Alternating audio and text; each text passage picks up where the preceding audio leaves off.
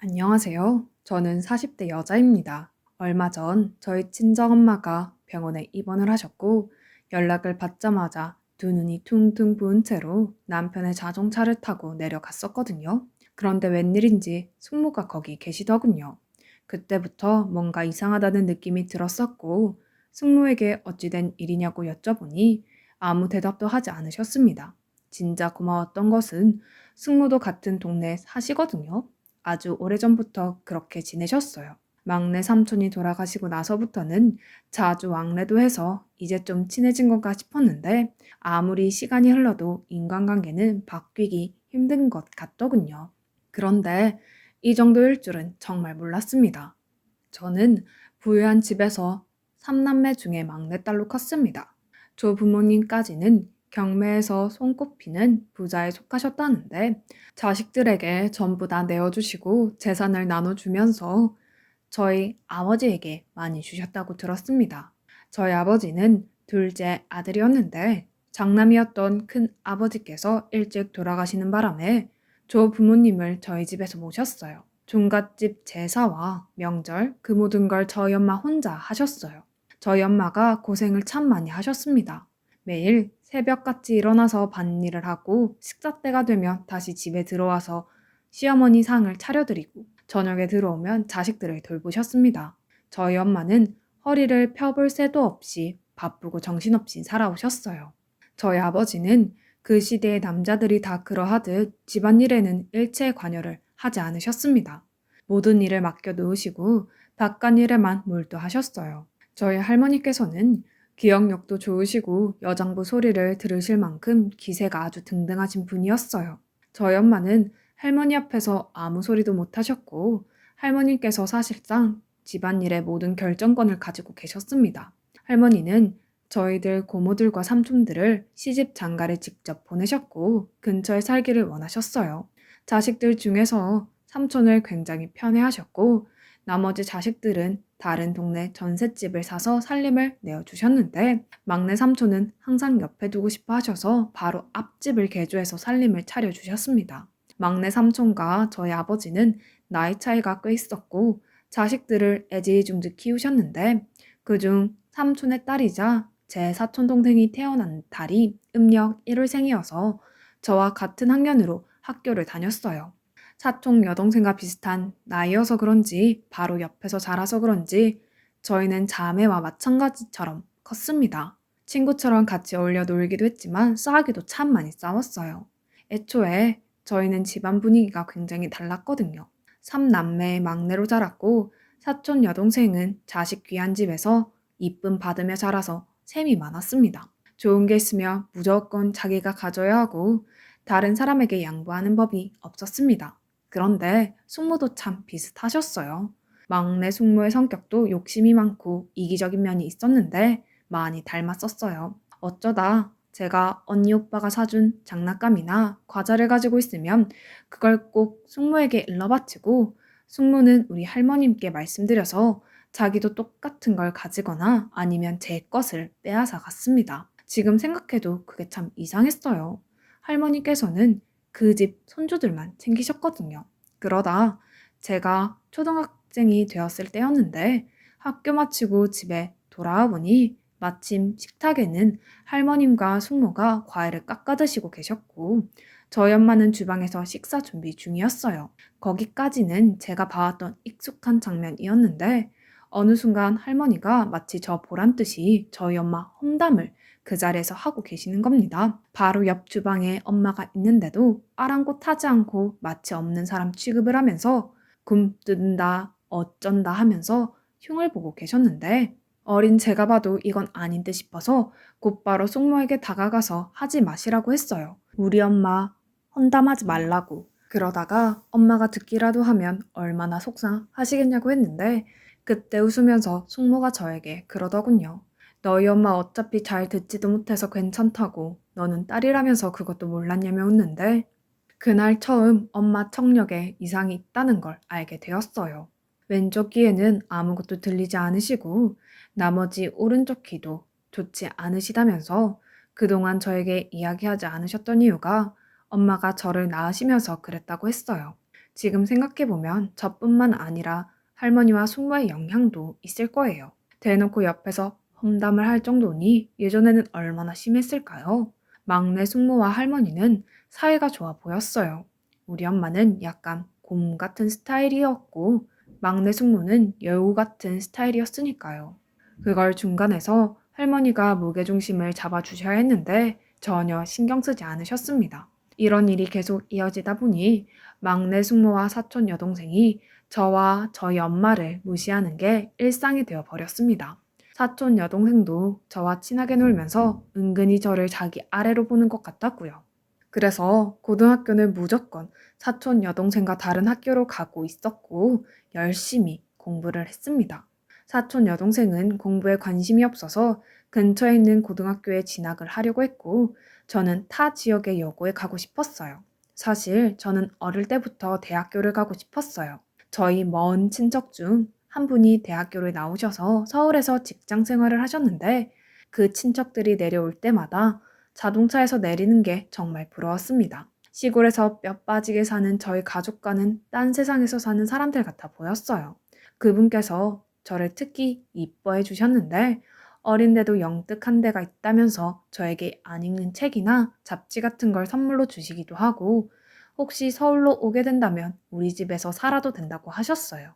어린 마음에 서울로 가게 된다면 어디든 마음이라도 부탁할 곳이 있다는 게 너무 든든했고 어쩌면 내 노력에 따라서 좋은 미래가 올 것이라는 꿈이 생겼습니다. 그리고 공부에 매달렸습니다. 집에서는 문제집이나 참고서를 사줄 돈이 없었기에 잘 사는 친구들의 책을 빌려서 공부했어요. 그 결과 저는 전국에서 상위권을 다투는 성적의 학생이 되었고 선생님의 이쁨도 받았고요. 특히 초등학교 3학년 때 담임 선생님께서 저를 아주 예뻐해 주셨는데 몇 번이고 가정 방문을 오셔서 여자라도 많이 배우면 나라에 좋은 쓰임을 받는 인재가 될 수 있다며 명문 학교로 지원을 고려해달라고 부탁을 하셨습니다. 저희 부모님께서는 아무 말씀이 없으셨지만 막내딸이 모범생으로 인정받는 것 같아서 내심 흐뭇하신 듯 보였습니다. 그런데 이야기를 들은 제 사촌 여동생이 갑자기 자기도 인문계로 가겠다며 대학을 가고 싶다고 떼를 쓰기 시작했습니다. 사촌 여동생은 공부에 흥미가 없었기 때문에 성적도 하위권을 맴돌았고 고등학교 때 별 생각이 없다 생각했어요. 그런데 제가 선생님께 칭찬을 들으니 샘이 나서 난리가 난 거였어요. 그때 저희 언니가 집에서 저에게 숙모아들이 날뛰는 망둥이 같다며 웃는데 망둥이는 하나가 아니었어요. 망둥이들이었어요. 얼마 뒤 숙모와 삼촌이 저희 아빠를 만났고 제 꿈은 산산이 부서졌습니다. 자기 딸은 갈 수 없으니 저도 못 보내겠다 셨대요. 막내 숙모는 늘 질투가 많은 사람이었으니까요. 어느 날 저희 아빠가 생각해 보시고는 이야기를 하셨고 그래서 저는 인문고가 아닌 상고에 들어갔습니다. 졸업하자마자 일부터 배우라고 하시더군요. 고등학교 진학 문제도 통제를 받고 집으로 돌아오는 버스 안에서 펑펑 울었던 기억이 납니다. 지난 몇 년간의 노력이 주마등같이 머릿속을 지나갔고 마지막에는 숙모가 떠오르더군요. 그리고 주방에서만 있던 엄마의 뒷모습도 생각이 났고요. 제가 서울로 떠나는 날 막내딸을 배웅해 주신다면서 저희 엄마가 터미널까지 함께 나와주셨습니다. 버스가 사라질 때까지 멀리서 손을 흔드는 엄마가 창문에 보였어요. 그런데 울고 계시더라고요. 아마 저보다 더 많이 속상하셨을 겁니다. 제가 다니는 섬유회사에서 학비와 기숙사비 일정 부분 지원을 해주기 때문에 큰 부담이 없었습니다. 대신 졸업을 하면 그 회사에 취업을 나가야 했습니다. 아버지가 무조건 여기로 생각하라고 하셨거든요. 대학을 못 갈 바에는 빨리 취업해서 부모님을 도와드리는 게 괜찮겠다 싶어서 그곳에서 열심히 공부했습니다. 다행히 주산 부기 같은 과목들이 저에게 잘 맞았고 남들보다 자격증도 빨리 땄습니다. 고등학교 3학년 2학기가 되자 회사에 실습을 올라갔고 졸업을 하자마자 회사 관리부의 격리로 취업이 결정되었습니다. 회사에서 일을 시작한 지 1년쯤 되었을 때 휴가를 받아서 고향집으로 내려갔는데 졸업한 이후로 연락한 적이 없었기 때문에 어떻게 지냈는지 그제서야 듣게 되었어요. 사촌 여동생은 인문계열로 들어가지 못했지만 고등학교에서 공부를 제대로 따라가지 못해서 결국 대학은 떨어졌다고 들었습니다. 사촌 여동생은 죄송하다고 했지만 포기하고 작은 회사를 다닌다고 하더라고요.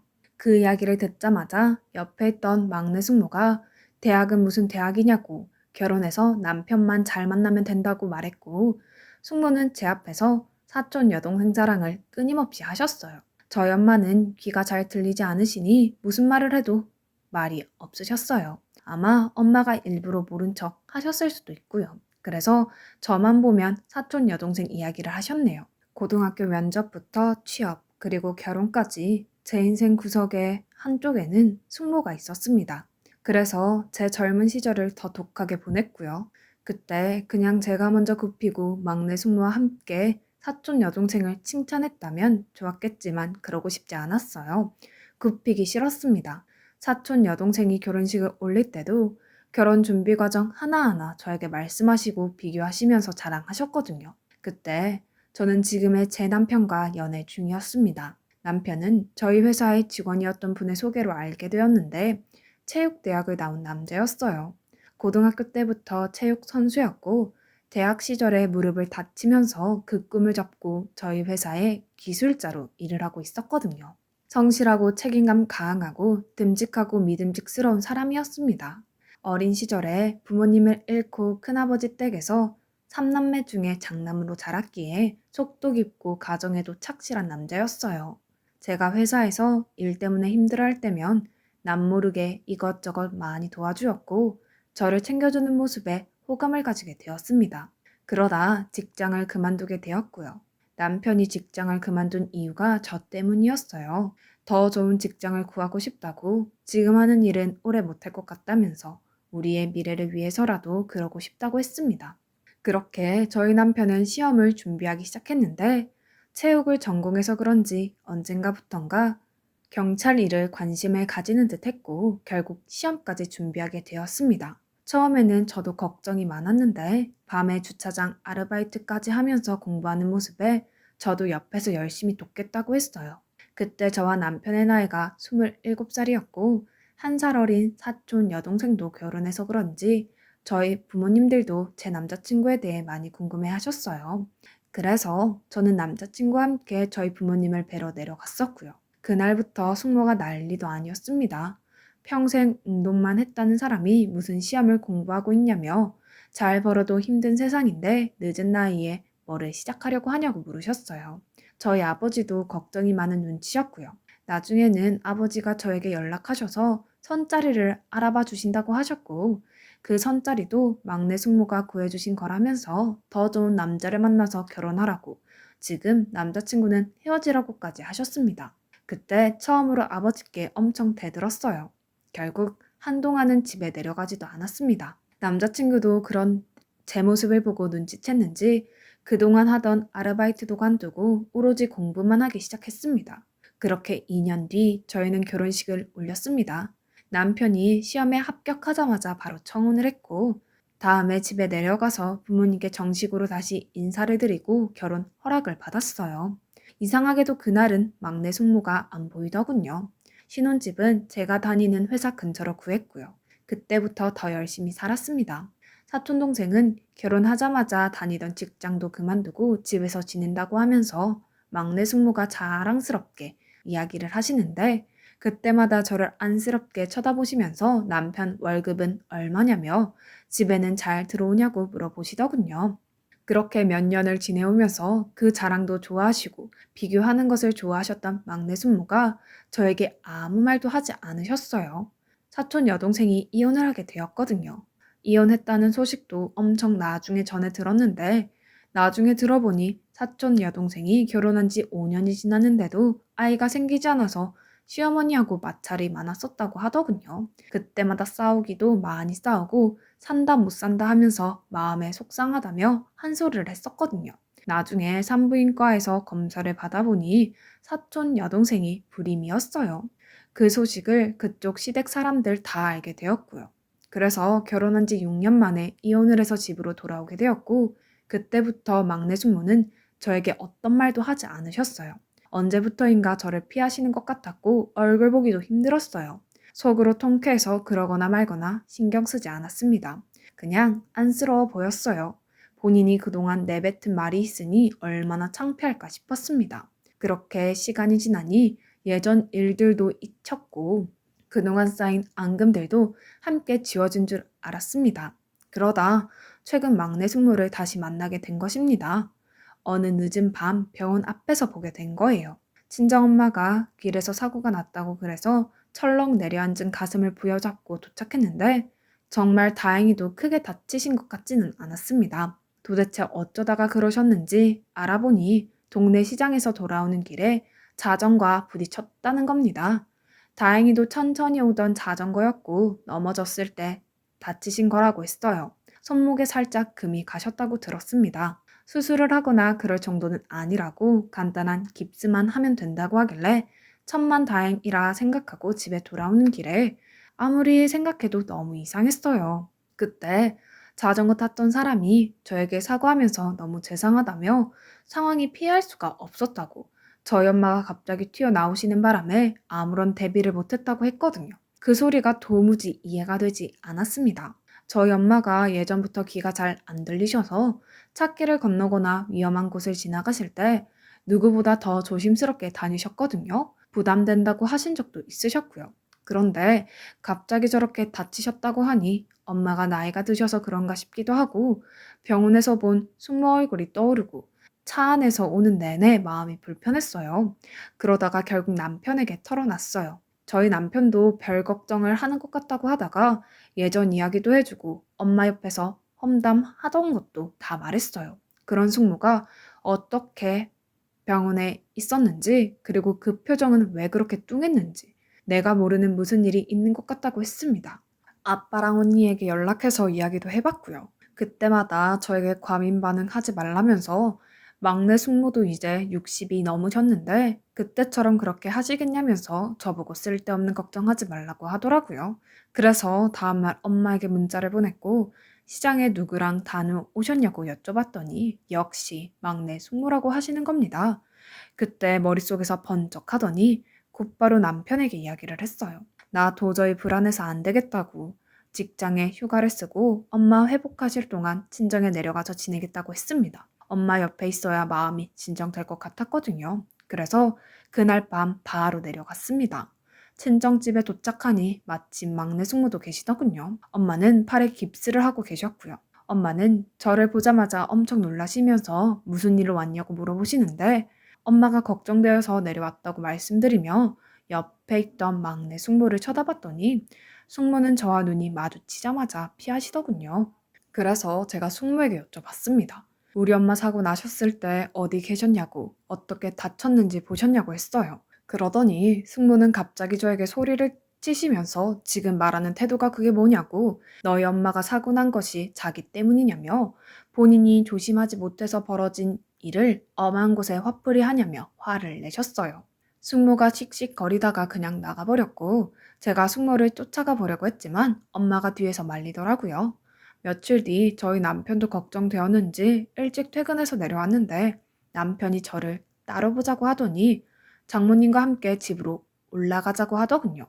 팔이 다 나을 때까지만이라도 함께 지내는 게 어떻겠냐고 하길래 저도 그 편이 나을 것 같아서 그러자고 했는데 저희 아버지가 펄쩍 뛰시더라고요.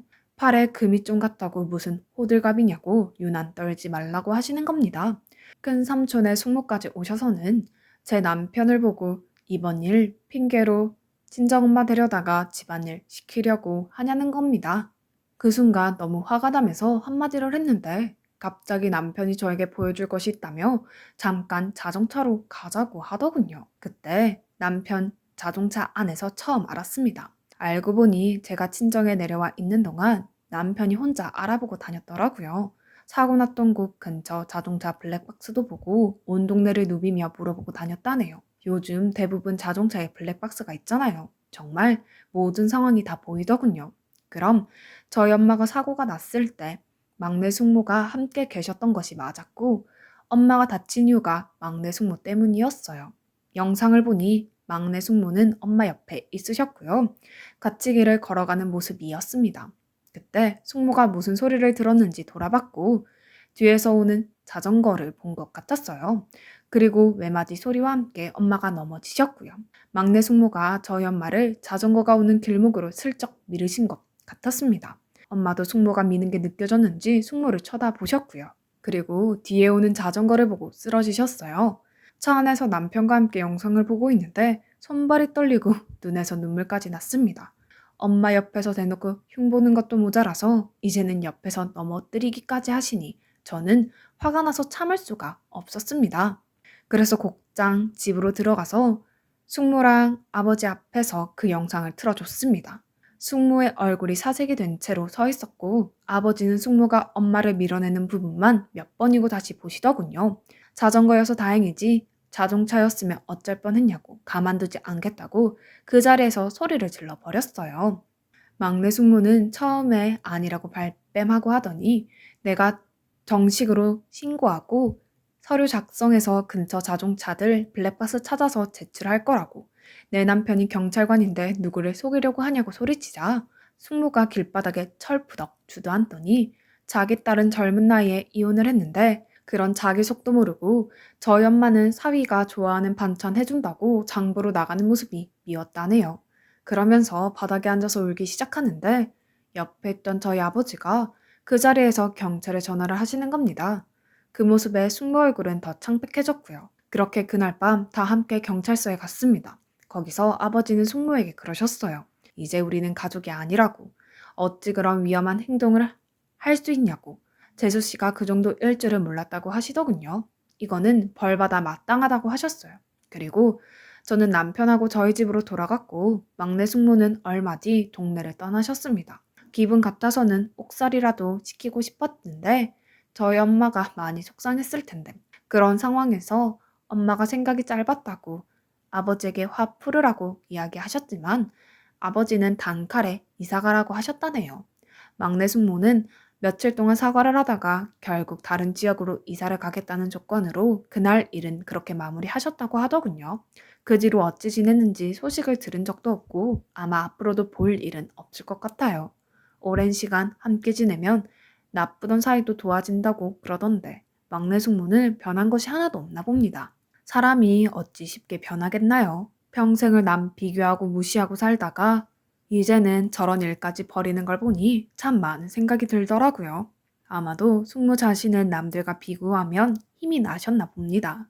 저는 남들과 비교를 하면서 지내지 않으려고 해요. 그냥 우리 가족 부모님만 바라보면서 내 안에서 만족하며 지내려고 합니다. 남과 비교를 하면서 지내는 게 얼마나 헛된 일인지 숙모를 보면서 새삼 느끼게 되었어요.